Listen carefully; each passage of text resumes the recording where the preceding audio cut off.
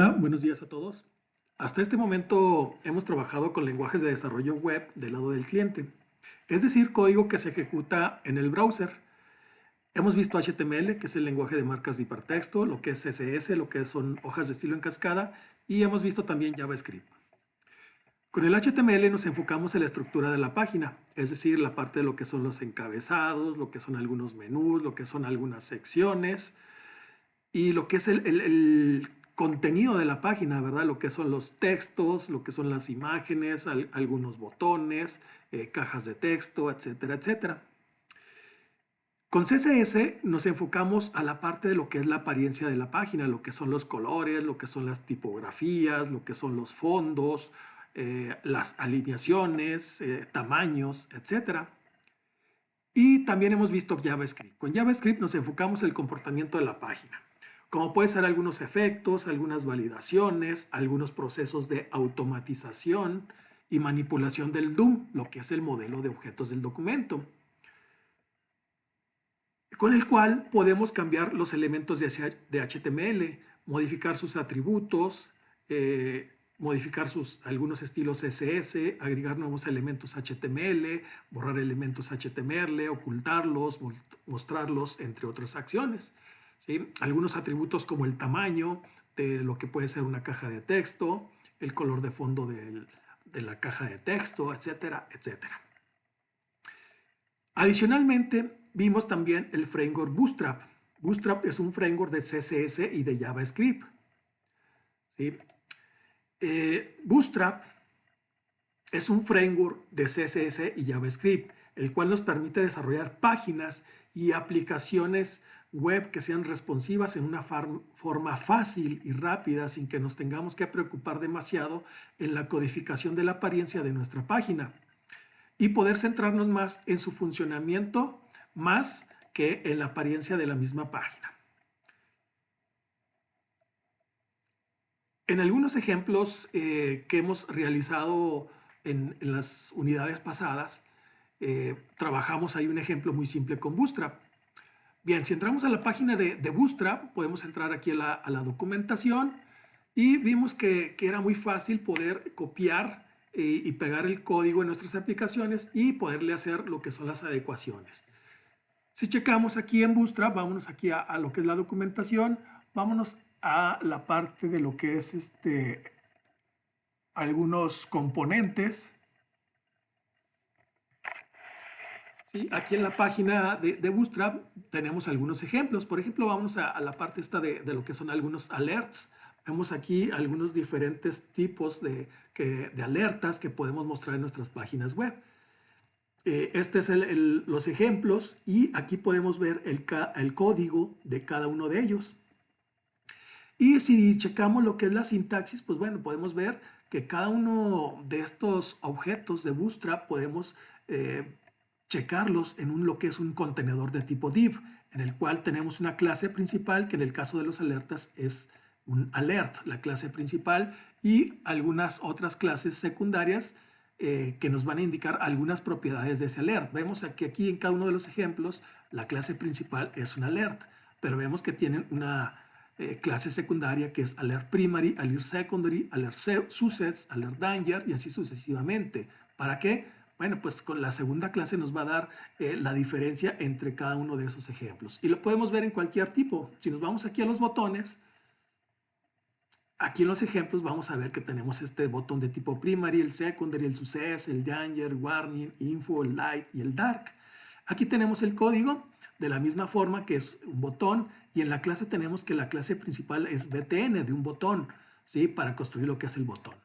Después vemos que tiene una clase secundaria para poner este botón de color azul, que es botón primary, para este color verdecito, lo que es la clase button secondary, button success, button danger y así sucesivamente. Entonces vemos que tiene una clase principal para definir cuál es la clase y otra clase secundaria para definir algunas características que diferencian a este botón de este otro botón y así sucesivamente.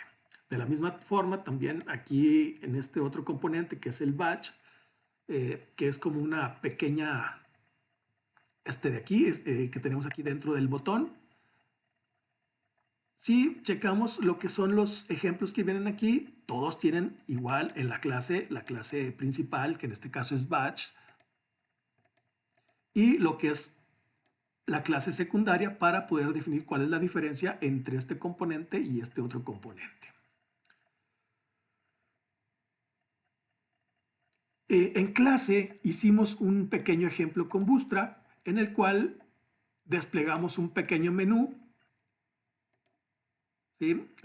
Más o menos tratando de hacer lo que estamos haciendo con el proyecto de la unidad. Tenemos aquí un menú donde tenemos un inicio, lo que tenemos alumnos, consultas, que es una barra desplegable, ¿sí? Una de consultas, lo que son los breadcrumbs o lo que son las migajas de pan, que nos permite dar un rastro de cuáles de las opciones que vamos entrando. Aquí tenemos lo que es un formulario en el cual vamos a introducir algunos datos y tenemos aquí algún otro tipo de componente que fuimos realizando, un ejemplo en clase. Y luego aquí para abrir mediante este botón una ventana de tipo modal o una ventana de tipo informativa que podemos cerrar. Con Bootstrap, como ya mencionamos, nos enfocamos para desarrollar rápidamente lo que son nuestras aplicaciones y para posteriormente enfocarnos al código, a lo que realmente debe de hacer nuestra página. Aparte, con Bootstrap podemos generar páginas que sean responsivas en forma muy rápida. Aquí, por ejemplo, tenemos cómo vemos nuestra aplicación.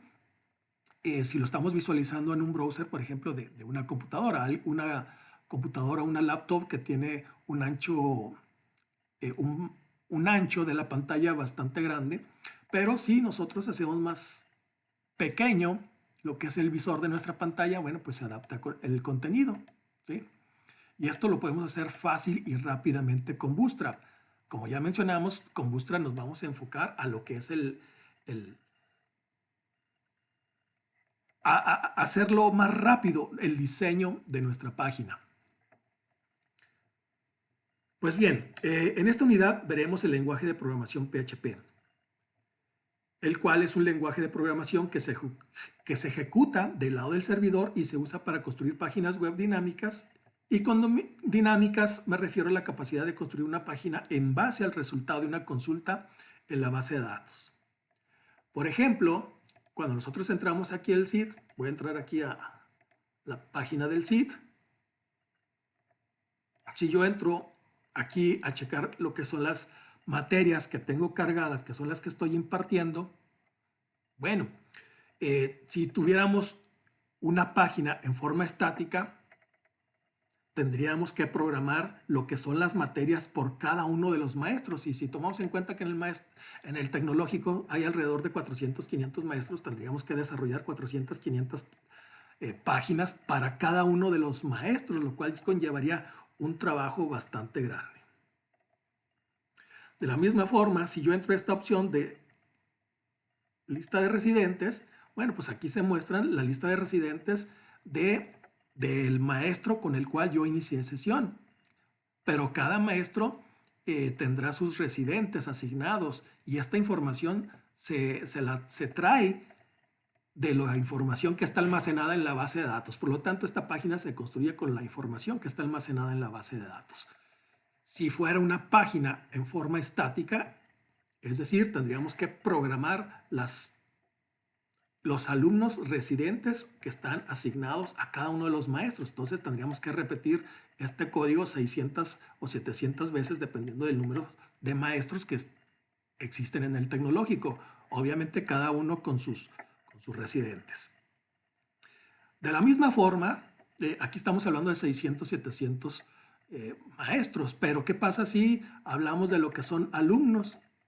En el caso de los alumnos, por ejemplo, cada alumno pues va a tener un avance reticular diferente. Entonces, si en el tecnológico hay 6,000, 7,000 alumnos, tendríamos que desarrollar 6,000, 7,000 páginas diferentes. Tendríamos que programarlas en forma estática con HTML y CSS por cada uno de los avances reticulares de cada uno de los alumnos, lo cual nos llevaría a desarrollar 6,000, 7,000 páginas diferentes por cada alumno. Entonces esto sería un trabajo demasiado grande. Por lo cual, lo deseable es construir páginas dinámicas que se construyan con la información que está almacenada en la base de datos, y esto sería mucho mejor, pues mucho más práctico, ¿sí? Ahora bien, si no existieran los lenguajes de programación del lado del servidor para conectarnos a una base de datos y construir la página en función del resultado de una consulta a la base de datos, se desarrollarían páginas estáticas, y si un alumno entra a su cuenta y entra a la opción, ¿sí?, que acabamos de mostrar del avance reticular, pues tendríamos que construirlo esas 7000 veces, ¿verdad? Una por cada uno de los alumnos, tendríamos que programarla, y eso es algo inadecuado. Y es de aquí donde nace la importancia de las páginas dinámicas que se construyen a partir del resultado de una consulta a la base de datos, para traer la información que se requiere al momento, y la información que se puede ser de un alumno, puede ser de un producto o de un servicio, según sea el contexto de la página que estemos desarrollando, y que se genere en la página web con la información o los datos que están almacenados en la base de datos. De la misma forma, si estamos hablando de alguna página como Mercado Libre, bueno, pues imagínense, tendríamos que desarrollar esas 600, 700 páginas. Bueno, tendríamos que desarrollar aquí una página para cada país, y luego ya una vez que estamos aquí en el país adecuado, pues bueno, pues para cada una de las categorías y cada uno de los productos, ¿verdad? Entonces, esto sería un desarrollo bastante grande de páginas web, lo que requeriría un trabajo inmenso de parte de un grupo grande de desarrolladores que desarrollen estas páginas web. Entonces, lo adecuado es construir páginas dinámicas que se construyan o que se generen a través del resultado de la consulta a una base de datos. Muy bien, pues por el momento es todo. Muchas gracias.